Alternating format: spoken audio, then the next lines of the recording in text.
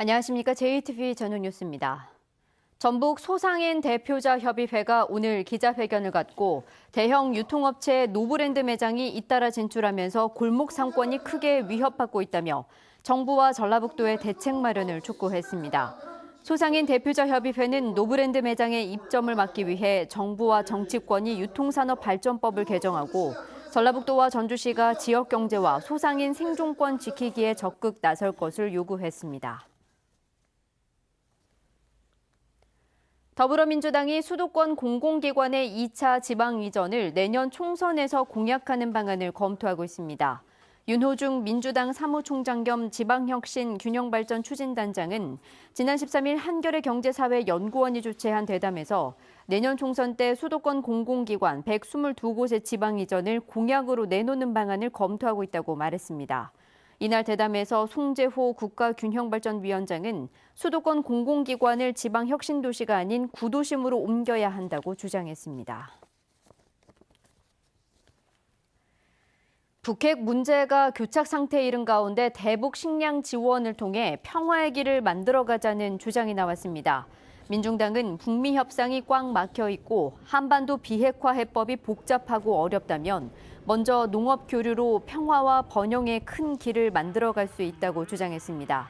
또 북한의 식량 사정 악화와 한미 정상 간의 긍정적인 반응으로 절호의 기회가 열리고 있다며 정부가 책임 있게 나설 것을 주문했습니다. 익산 장전마을 집단 암 발병 원인으로 지목된 인근 비료 공장이 공원으로 조성됩니다. 익산시는 폐기물이 불법 매립된 비료 공장을 철거하고 공원으로 조성하기 위해 익산시 의회에 공유재산 관리 계획 승인을 신청했습니다. 익산시는 환경부 역학조사가 마무리 단계에 있어 더 이상 공장 존치가 필요하지 않는 상태라며 공장 안에 불법 매립된 폐기물로 인한 2차 환경 오염을 막기 위해 공원을 조성할 계획이라고 밝혔습니다. 중소기업 2곳이 김제 지평선 산업단지에 투자하기로 협약했습니다. 배관자재 전문 기업인 DSI는 205억 원을 투자해 폴리에틸렌 파이프와 이음관 생산 공장을 건립하기로 했습니다. 신재생 에너지 관련 기업인 더원솔라는 55억 원을 투자해 수상 태양광 발전에 필요한 부품의 생산 공장을 짓기로 했습니다. 예비 수험생인 고1, 2학년과 학부모, 교사를 대상으로 한 입시 설명회가 내일 오후 전북교육문화회관에서 열립니다. 입시 설명회에서는 바뀌는 교육과정 설명과 학생부 종합 전형을 중심으로 한 대입 전형, 학과 선택 전략 등에 대한 강연이 이어지고 궁금한 점에 대해 현장에서 전문가와 1대1 질의응답도 가능합니다.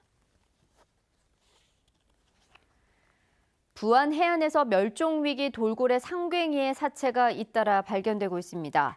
부안해양경찰서는 지난 15일 오후 6시 30분쯤 부안군 변산면 채석강 근처에서 몸 길이 130cm, 둘레 90cm의 상괭이가 발견됐다고 밝혔습니다. 부안 해안에서 국제적 멸종 위기종인 상괭이가 발견된 건 올해 들어 10번째입니다. 오늘 오전 9시쯤 군산시 사정동의 한 도로를 달리던 35인승 버스에서 불이 났습니다.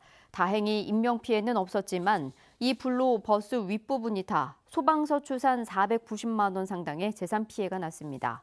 소방당국은 운전을 하다가 갑자기 타는 냄새가 났다는 운전자의 진술을 토대로 정확한 사고 원인을 조사하고 있습니다. 오늘은 대체로 흐린 가운데 대부분 지역의 기온이 30도 안팎까지 올랐습니다. 주말인 내일은 새벽부터 비가 오겠습니다. 비는 모레 오후까지 이어지겠고 예상 강수량은 10에서 40mm입니다. 비가 오면서 더위는 한풀 꺾이겠습니다. 내일 아침 최저 기온은 14도에서 17도로 오늘과 비슷하겠고 낮 최고 기온은 19도에서 22도로 오늘보다 7도가량 낮겠습니다.